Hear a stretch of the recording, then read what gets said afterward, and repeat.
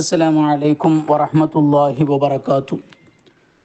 അഊദു ബില്ലാഹി മിനശ് ശൈത്വാനിർ റജീം. ബിസ്മില്ലാഹിർ റഹ്മാനിർ റഹീം. അൽഹംദുലില്ലാഹി റബ്ബിൽ ആലമീൻ വസ്സലാത്തു വസ്സലാമു അലാ അഷ്റഫിൽ മുർസലീൻ വഅലാ ആലിഹി വസ്വഹ്ബിഹി അജ്മഈൻ. പരിശുദ്ധമായ റബീഉൽ അവ്വലിലേക്ക് നാം പ്രവേശിച്ചു. മുത്തുനബി സല്ലല്ലാഹു അലൈഹി വസല്ലമ തങ്ങളുടെ ജീവിതത്തെ അടുത്തറിയാൻ, മുത്തുനബി അറിയാനും മുത്തുനബിയെക്കുറിച്ച് പറയാനുമാണ് നാം ഈ സന്ദർഭങ്ങൾ ഉപയോഗപ്പെടുത്തുന്നത്. കഴിഞ്ഞ വർഷം ഹബീബായ മുഹമ്മദ് റസൂലുള്ളാഹി സ്വല്ലല്ലാഹു അലൈഹി വസല്ലമ തങ്ങളുടെ ചരിത്ര പഠനം നാം നടത്തിയിരുന്നു. നബി സല്ലല്ലാഹു അലൈഹി വസല്ലമ തങ്ങളുടെ മാതൃപിതൃ പരമ്പരകളും അവിടുത്തെ ചെറുപ്പകാലത്തെ സംഭവ വികാസങ്ങളും അവിടുന്ന് നടത്തിയ പല യാത്രകളും മഹദിയായ ഖദീജ ബീവിയുമായി അവിടുന്ന് കണ്ടുമുട്ടുകയും അവിടുത്തെ വിവാഹം നടക്കുകയും ചെയ്ത പല കാര്യങ്ങളും നാം കഴിഞ്ഞ വർഷം റബീഉൽ അവ്വലിൽ വിശദീകരിക്കുകയുണ്ടായി. നബി സല്ലല്ലാഹു അലൈഹി വസല്ലമ തങ്ങൾ, അവിടുത്തെ മാതാപിതാക്കൾ, അവിടുത്തെ പ്രസവം, അവിടുന്ന് പ്രസവിക്കപ്പെട്ടതും അവിടുത്തെ ജനനവും, അവിടുത്തെ ശൈശവവും ബാല്യവും യാത്രകളും വിവാഹവും നുബൂവത്തും എല്ലാം നാം കഴിഞ്ഞ വർഷം സംസാരിച്ചു. നബി സല്ലല്ലാഹു അലൈഹി വസല്ലമ തങ്ങൾ ഹിറാ ഗുഹയിൽ അല്ലാഹുവിനെ ധ്യാനിച്ചിരിക്കുകയും നബി സല്ലല്ലാഹു അലൈഹി വസല്ലമ തങ്ങൾക്ക് റബ്ബിൽ നിന്നുള്ള വഹി എത്തുകയും ചെയ്തു. പിന്നീട് കുറേ കാലം വഹി വരാതിരിക്കുകയും കുറച്ചു കാലങ്ങൾക്ക് ശേഷം വീണ്ടും നബി സല്ലല്ലാഹു അലൈഹി വസല്ലമ തങ്ങൾക്ക് വഹി എത്തുകയും ആ വഹി പിന്നെ ഒരു നിത്യ സംഭവമായി മാറുകയും ചെയ്തു. നബി സല്ലല്ലാഹു അലൈഹി വസല്ലമ തങ്ങൾ ഒരു പ്രവാചകനായി നിയോഗിക്കപ്പെടുകയും അതിനുശേഷം നബി സല്ലല്ലാഹു അലൈഹി വസല്ലമ തങ്ങൾ പ്രബോധനത്തിലേക്ക് തിരിയുന്ന കാര്യങ്ങളാണ് ഇനി നമുക്ക് പറയാനുള്ളത്. അദ്ദഅവതു ഇലൽ ഇസ്ലാമി സിർറൻ, ഇസ്ലാമിലേക്കുള്ള രഹസ്യ പ്രബോധനം. നമുക്കറിയാം, ഇസ്ലാമിലേക്കുള്ള പ്രബോധനം രഹസ്യ പ്രബോധനവും പരസ്യ പ്രബോധനവും നടന്നിട്ടുണ്ട്. നബി സല്ലല്ലാഹു അലൈഹി വസല്ലമ തങ്ങൾ പ്രബോധനം തുടങ്ങി ആദ്യ ദിവസം തന്നെ അവിടുത്തെ പത്നിയായ ഖദീജ ബീവി റളിയല്ലാഹു അൻഹ, അതുപോലെ അബൂബക്കർ സിദ്ദീഖ് റളിയല്ലാഹു അൻഹു, അലി റളിയല്ലാഹു അൻഹു, സയ്യിദ് ബിൻ ഹാരിഥ റളിയല്ലാഹു അൻഹു തുടങ്ങിയവർ ഇസ്ലാമിലേക്ക് കടന്നു വന്നിട്ടുണ്ട്. ആദ്യ 3 വർഷം പൂർണ്ണമായും രഹസ്യ പ്രബോധനമായിരുന്നു നബി സല്ലല്ലാഹു അലൈഹി വസല്ലമ തങ്ങൾ നടത്തിയത്. ഈ രഹസ്യ പ്രബോധനത്തിലൂടെ പല പ്രമുഖരും ഇസ്ലാമിലേക്ക് കടന്നു വന്നുകൊണ്ടിരുന്നു. പലരും ഇസ്ലാമിലേക്ക് കടന്നു വന്നതിൻ്റെ പിന്നിൽ പല ചരിത്ര സംഭവങ്ങളും വിശാലമായി പറയാനും പല അനുഭവങ്ങളും അവർ വിവരിച്ചതായും ചരിത്ര രേഖകളിൽ, ഗ്രന്ഥങ്ങളിൽ നമുക്ക് കണ്ടെത്താൻ സാധിക്കും. ഏതായാലും ലമ്മാ ബഅസ സല്ലല്ലാഹു അലൈഹി വആലിഹി വസല്ലം അഖ്ഫാ അംറഹു വഇബാദത, നബി സല്ലല്ലാഹു അലൈഹി വസല്ലമ തങ്ങൾ പ്രവാചകനായി നിയോഗിക്കപ്പെട്ടപ്പോൾ നബി തങ്ങളുടെ കാര്യങ്ങളൊക്കെ രഹസ്യമായും അവിടുത്തെ ആരാധനകളും ഒക്കെ രഹസ്യമായി നടന്നു. വജഅല യദ്ഉ ഇലല്ലാഹി സിർറ, രഹസ്യമായി ജനങ്ങളെ അല്ലാഹുവിലേക്ക് ക്ഷണിക്കാൻ മുത്തുനബി തുടങ്ങി.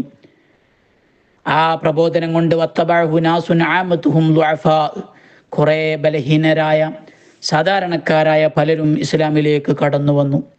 വഅവ്വലു മൻ ആമന ബിഹി മിനൻ നിസാഇ ഖദീജത്തു റളിയല്ലാഹു അൻഹാ, ആദ്യമായി ഇസ്ലാമിലേക്ക് കടന്നു വന്ന സ്ത്രീ അത് അവിടുത്തെ പത്നിയായ ഖദീജ ബീവിയാണ്. വമിൻ റിജാലിൽ ബാലിഗീന അബൂബക്കർ സിദ്ദീഖ് റളിയല്ലാഹു അൻഹു, പ്രായപൂർത്തിയായ പുരുഷന്മാരിൽ ആദ്യമായി ഇസ്ലാം സ്വീകരിച്ചത് അബൂബക്കർ സിദ്ദീഖ് റളിയല്ലാഹു അൻഹുവാണ്. വമിന സുബിയാനി അലി ഇബ്നു അബി ത്വാലിബ് റളിയല്ലാഹു അൻഹു, കുട്ടികളിൽ ആദ്യമായി ഇസ്ലാമിലേക്ക് കടന്നു വന്നത് അലി ഇബ്നു അബി ത്വാലിബ് റളിയല്ലാഹു അൻഹുവാണ്. വകാന സിന്നുഹു 10 സിനീൻ, ഇസ്ലാം മതം സ്വീകരിക്കുമ്പോൾ അലി റളിയല്ലാഹു അൻഹുവിന് 10 വയസ്സേ പ്രായമുണ്ടായിരുന്നുള്ളൂ. അങ്ങനെ വമിനൽ മവാലി സയ്യിദ് ബിനു ഹാരിസ ബിനു ശുറഹ്ബീൽ വമിനൽ അബീദ് ബിലാൽ ബിനു റവാഹ്. അങ്ങനെ പിന്നീട് സയ്യിദ് ബിനു ഹാരിസ, ബിലാൽ ബിനു റബാഹ് അടക്കം പല അടിമകളായ ആളുകളും ഇസ്ലാമിലേക്ക് കടന്നു വന്നു. വാസലമ ബിദഅവത്തി അബീബക്കർ സിദ്ദീഖ് റളിയല്ലാഹു അൻഹു, അബൂബക്കർ സിദ്ദീഖ് റളിയല്ലാഹു അൻഹുവിൻ്റെ പ്രബോധനം കാരണത്താൽ ഉസ്മാൻ ബിനു അഫ്ഫാൻ, സുബൈർ ബിനുൽ അവ്വാം, അബ്ദുറഹ്മാൻ ബിനു ഔഫ്, സഅദ് ബിനു അബി വഖാസ്, ത്വൽഹത്ത് ബിനു ഉബൈദില്ല തുടങ്ങി അനേകം ആളുകൾ ഇസ്ലാമിലേക്ക് കടന്നു വന്നു. ثم دخل بعض الناس في الإسلام بمكة. പിന്നീട് മക്കയിൽ വെച്ച് ധാരാളം ചില പുരുഷന്മാർ സ്ത്രീകളുമൊക്കെ അല്പാൽപമായി കൂട്ടമായുമൊക്കെ ഇസ്ലാമിനെ കുറിച്ചറിയുകയും ഇസ്ലാമിലേക്ക് കടന്നു വരികയും ചെയ്തു. അങ്ങനെ ഫശാദിഖുറുൽ ഇസ്ലാമി ബിഹാ,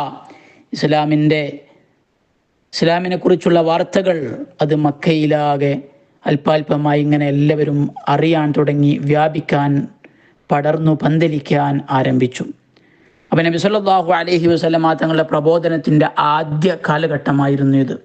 ഈ പറഞ്ഞ ആളുകൾ, അതിനു പുറമെ അംറു ബിനു അബസ, അതുപോലെ ഹാരിസ് ബിനു അബ്ദുൽ ഉസ്സ, അബ്ബാസ് ബിനു മിർദാസ്, ഖാലിദ് റളിയല്ലാഹു അൻഹു, ഖാലിദ് ബിനു സഈദ് ബിനുൽ ആസ് റളിയല്ലാഹു അൻഹു, അതുപോലെ ഉമർ റളിയല്ലാഹു അൻഹു, സഅദ് ബിൻ അബി വഖാസ് റളിയല്ലാഹു അൻഹു, ഹംസ റളിയല്ലാഹു അൻഹു തുടങ്ങി അനേകം ആളുകൾ ഈ രഹസ്യ പ്രബോധനത്തിലൂടെ ഇസ്ലാമിലേക്ക് കടന്നു വന്നവരായിരുന്നു.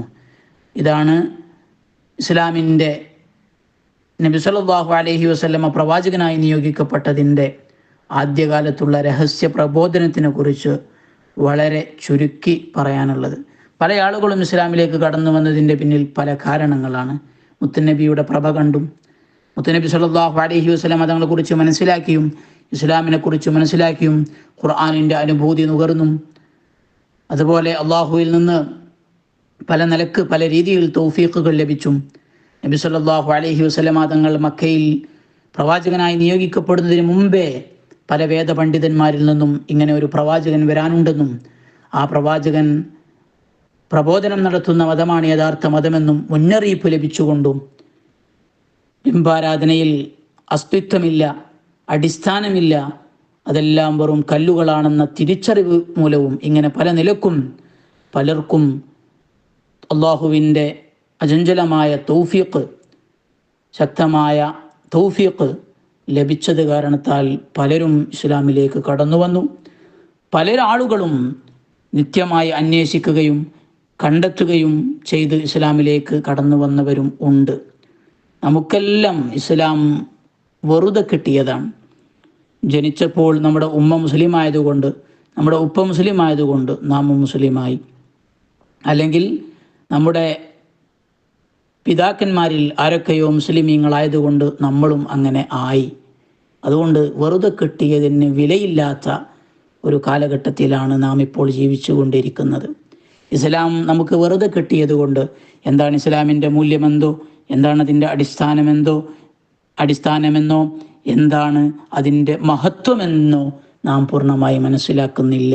അങ്ങനെ മനസ്സിലാക്കിയിരുന്നെങ്കിൽ റളിതു ബില്ലാഹി റബ്ബ വബിൽ ഇസ്ലാമി ദീന വബി മുഹമ്മദിൻ സല്ലല്ലാഹു അലൈഹി വആലിഹി വസല്ലമ നബിയ്യം വറസൂല, അള്ളാഹുവിനെ കൊണ്ടും മുത്തുനബിയെ കൊണ്ടും ഇസ്ലാം മതത്തിനെ കൊണ്ടും പൂർണ്ണമായി തൃപ്തിപ്പെട്ടുള്ള, അതിൻ്റെ വിധിവിലക്കുകൾ പരിപൂർണമായി അനുസരിച്ചുള്ള ഒരു ജീവിതം നമുക്കുണ്ടാകുമായിരുന്നു. അതുണ്ടാകാതെ പോയത് എന്തുകൊണ്ടാണ് എന്ന് നാം വിചിന്തനം നടത്തുകയും ആലോചിക്കുകയും അതിനുവേണ്ടി നാം അധ്വാനിക്കുകയും ചെയ്യുന്ന ഒരു മാസമായി ഈ റബീഉൽ അവ്വൽ മാറട്ടെ എന്ന് ആഗ്രഹിക്കുകയും ഓർമ്മപ്പെടുത്തുകയും ആശംസിക്കുകയും ചെയ്തുകൊണ്ട് ഇൻഷാ അല്ലാഹ് രഹസ്യ പ്രബോധനവുമായി ബന്ധപ്പെട്ട കാര്യങ്ങൾ അവസാനിപ്പിക്കുന്നു. അടുത്ത ക്ലാസ്സിൽ നമുക്ക് ഇസ്ലാമിൻ്റെ പരസ്യ പ്രബോധനത്തെക്കുറിച്ച് കൂടുതൽ സംസാരിക്കാം. അള്ളാഹു തൗഫീഖ് നൽകി അനുഗ്രഹിക്കട്ടെ.